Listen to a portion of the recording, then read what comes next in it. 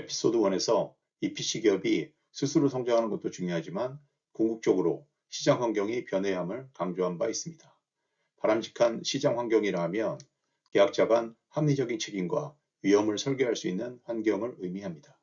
EPC 프로젝트는 계약자 간 파트너십이 매우 중요함에도 현재는 서로 경쟁을 통해 적은 비용으로 많은 책임을 처리하도록 계약서를 꾸미는 것에 목표가 있는 것처럼 보입니다. 희생자는 정해져 있습니다. 바로 EPC 기업이죠. 입찰의 과정을 통해 이러한 폐단이 일어나고 있다고 생각합니다. 현재 비즈니스 환경에서 어떻게 대응해 나갈 것인가에 대한 전략적 제안 이전에 입찰의 문제점을 먼저 생각해 보았으면 합니다.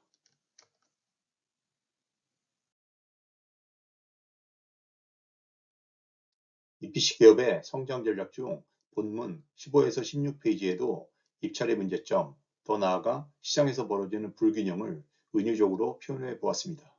해당 본문을 먼저 살펴보도록 하겠습니다. 시설 투자와 기술력 확보는 EPC 기업으로 세계 시장에 문을 두드릴 수 있는 최소한의 자산이며 기초 체력이다. 문 안쪽에서는 세계 경제의 주류 세력들이 자기들만의 세상을 구축하고 인력 시장에서 일일 노동자를 고르듯 눈을 기슴칠에 뜨고 손가락을 까딱거린다. 문 밖에서는 이런 처사에 우라통이 터진다. 문까지 오느라 가진 땀과 희생을 감내하였는데 이 시대의 흐름을 만끽하며 으스대는 꼴에 문을 등져야 할지 갈등이다.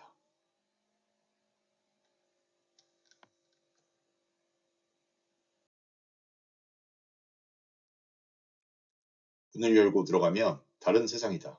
언제나 그렇듯 경계선을 기준으로 바깥쪽은 착취의 대상이고 안쪽은 이너서클 멤버로서 서로 이익을 나누는 것이 당연시되었다. 문은 길이 방향이 가운데가 나뉘어진 여닫이 문이다. 여닫이의 절반은 열쇠로 열리지만 나머지 절반은 안에서 열어주게 생겼다. 모두 열리지 않으면 들어가는 몸을 구기고 어깨에서 피가 날 정도로 밀어 넣어야 할 것 같다.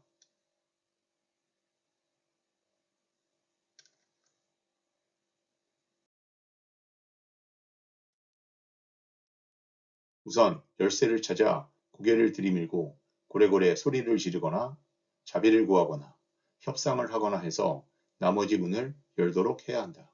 문은 쉽사리 열리지 않는다. 시설 투자와 생산의 효율성으로 겨우 반쪽의 문을 열었고 온전히 어깨를 펴고 파트너로서 인정받기 위해서는 또 다른 시험대가 놓여져 있다. 상상이 가시는지 모르겠습니다. 과장된 면도 있고 발주기업에 따라 입찰을 운영하는 방식에 차이가 있지만 입찰이라는 일종의 합의된 시스템을 통해 겉으로는 매우 공정해 보이지만 결국 EPC 기업의 희생을 정당화한 도구로 사용되고 있다고 생각합니다. 그 이유를 한번 살펴보겠습니다.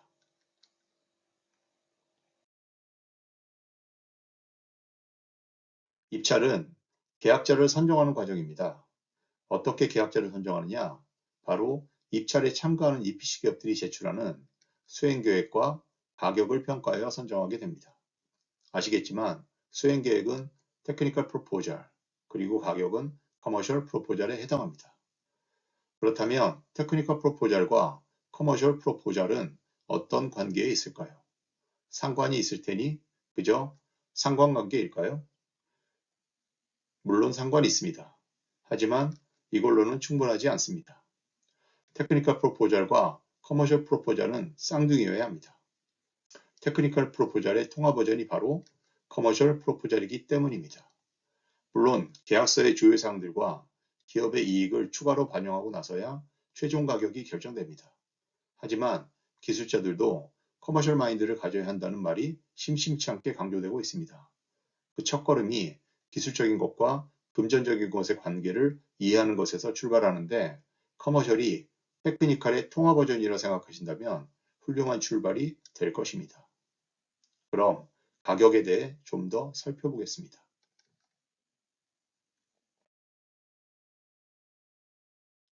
가격 결정에는 세 가지 방식이 있습니다.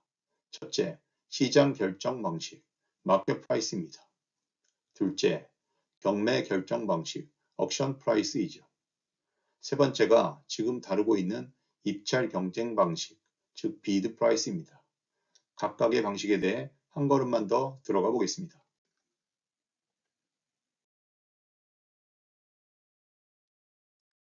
첫째, 시장에서 가격이 결정되는 마켓 프라이스입니다. 보통은 생산자가 비용과 가치를 기반으로 가격을 결정하고 시장의 상황을 확인하죠. 만일 시장의 반응이 예상과 같다면 가격을 유지하거나 때에 따라 가격 인상을 결정하기도 합니다. 반대의 경우 시장의 반응이 좋지 않다면 다시 조정하는 등 대응 방안을 마련하는 것이 일반적입니다. 자원과 분배, 그리고 기업의 행동 등에 초점을 두는 미시경제학에서 사용하는 수요 공급 곡선의 모델을 기반으로 설명하는 방식입니다. 이 경우 제조사, 즉 판매자가 가격의 주도권을 가지고 있습니다. 두 번째, 경매가 있습니다. 이 또한 시작가는 셀러가 결정하죠. 시작가 이상으로 입찰을 원하는 사람이 있다면 그들 간 경쟁으로 가장 높은 가격이 최종 가격으로 결정됩니다.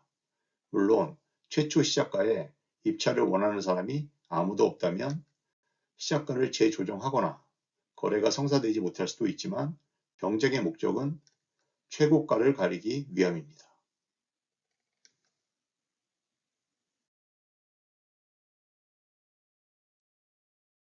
마지막으로 입찰 경쟁 방식에 의한 가격 결정입니다. 입찰자, 즉 셀러가 가격을 적어냅니다. 발주처가 평가를 하죠. 평가의 목적은 로이스트 비더, 즉 가장 낮은 가격을 적어내는 기업을 선정하는 것입니다. 로이스트에 실패하면 기회를 잃게 되고 로이스트라면 최종 계약자가 되는 것입니다. 물론 테크니컬 프로포절의 내용이 모두 다르다면 평가 과정에서 가격 조정이 이루어집니다. 어떤 과정을 거쳤던 소위 가성비가 가장 좋지 않은 기업은 입찰에서 탈락하고 가성비가 좋은 기업을 선정하는 것이 입찰의 목적인 것입니다.